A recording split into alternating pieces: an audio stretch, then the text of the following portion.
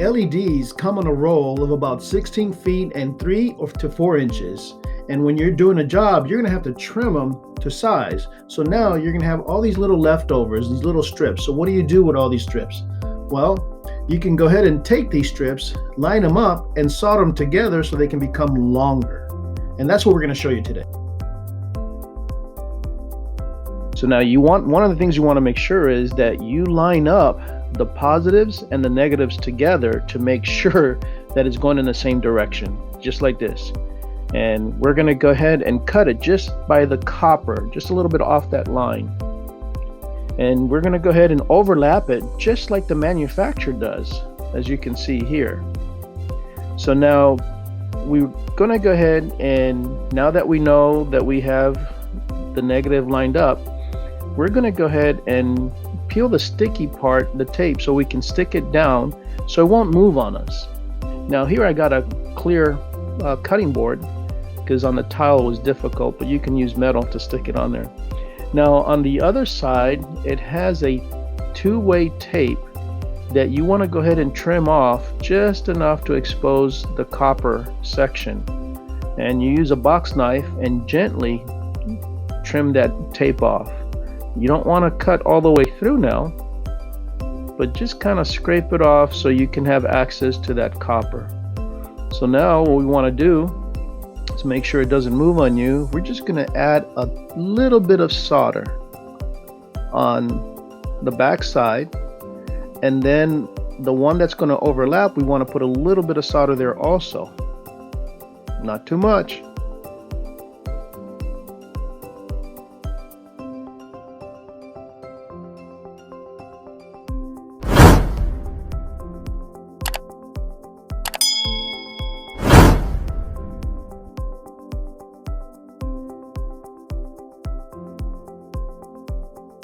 Then what we like to do is go ahead and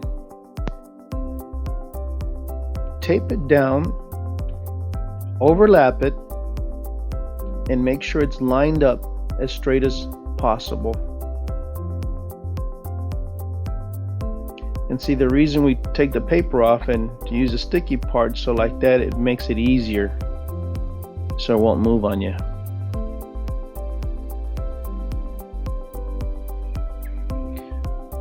So now, like I mentioned before, when we cut it, we don't cut it right on the line. We offset it so we can cut near one of the copper. And now we just take the solder and just put that little bead on there. Now this little flat screwdriver helps me so I can stay on it a little longer and push it down. And don't lift it up. And so like that, it becomes flatter. You don't want to poke it too hard, just enough to give it that pressure to go down. And with the good solder, it shouldn't take that long to do. And what I'm doing here is just kind of adding a little bit more just to create that round bead, just to have enough so it won't come apart. So now we're going to go ahead and test it.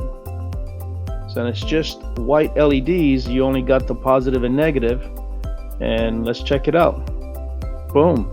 So at this time, if your solder was not correct, then it won't light up. One side would light up but not the other. But since the solder is done correctly, then the whole thing lights up. So you can see and how it is in the back and how it is on the front. So now we put the paper back on, and then you can just keep adding more to it. So now this is what it looks like in a close-up shot.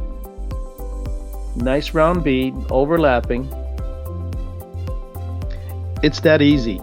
Now you got to have the right soldering gun. So I have videos that will teach you what soldering gun is that I prefer to use to make the job easier.